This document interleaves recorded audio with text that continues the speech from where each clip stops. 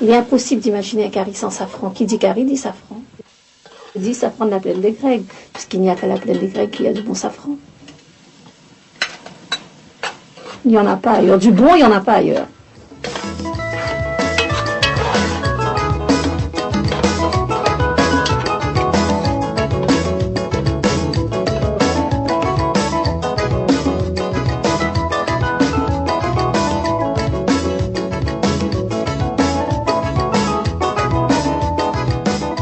S'il faut en croire ses habitants, la plaine des Grecs est le paradis du curcuma.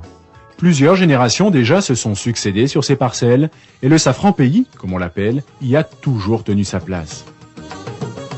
La plante, d'origine indienne, était connue là-bas depuis fort longtemps pour ses utilisations en teinture, en médecine et surtout en cuisine. Elle a été amenée à la Réunion par les engagés indiens que les planteurs réunionnais allaient recruter dans leur pays pendant la seconde moitié du XIXe siècle. Devenu le complément indispensable du curry, le curcuma fait désormais partie du patrimoine culturel réunionnais.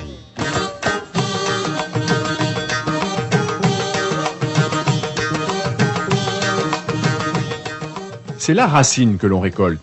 Ces plantes, elles vont arriver à peu près à 1,50 m, 1,70 m, et vers le mois de juillet-août, les feuilles vont commencer à sécher.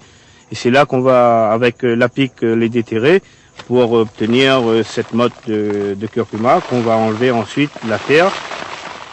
Dans cette motte, il y a deux sortes de racines. Il y a les doigts, qui sont là, et puis il y a la mère.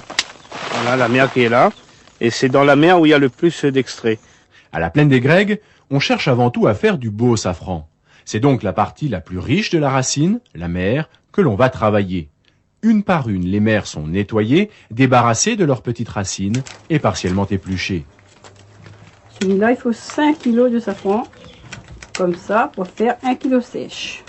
C'est une bonne variété, c'est un bon produit. C'est un bon safran, mais il faut être bien travaillé. Il faut être bien préparé. Ça c'est sûr. Ça, c'est sûr. Il existe une qualité supérieure de curcuma qui fait l'objet de soins encore plus attentifs.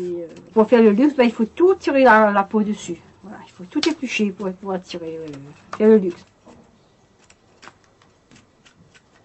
Voilà.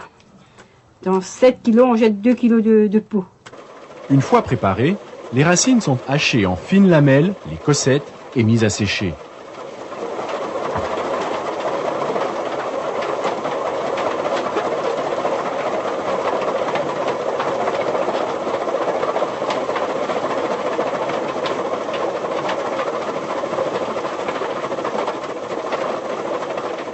En saison, les toits plats de la plaine des Grecs sont tous couverts de cossettes. Ensuite, c'est au soleil de jouer, car pour réussir un bon safran, il faut un bon soleil. Ah, ça y dépend du soleil. Alors, le soleil, s'il a de bon soleil, il faut 5 jours, 5 jours, il peut ramasser le safran.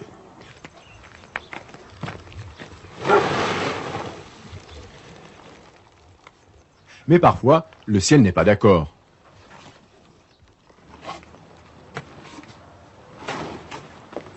Là, je suis obligé de le rentrer parce que le ciel commence à se couvrir. Et donc, j'ai pu acquérir de la flotte. Et parfois, par jour, on fait 2 à 3 fois ça. Et quand il fait beau, on remonte en haut.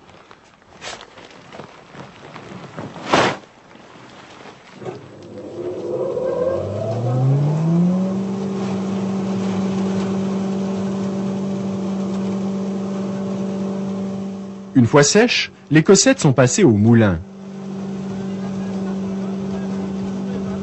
Et ce qui sort du moulin, c'est de la couleur en poudre, de la saveur en paillettes, le feu d'artifice de la gastronomie réunionnaise. Pâté créole, caprima salé, ou peut mettre patron. Au gars, c'est vrai, cartifou avec son grand épine. Bâton mouroum, pomme de terre avec la morite. Mais il y a que l'assassin, il la met sa fond dans le bread mouroum.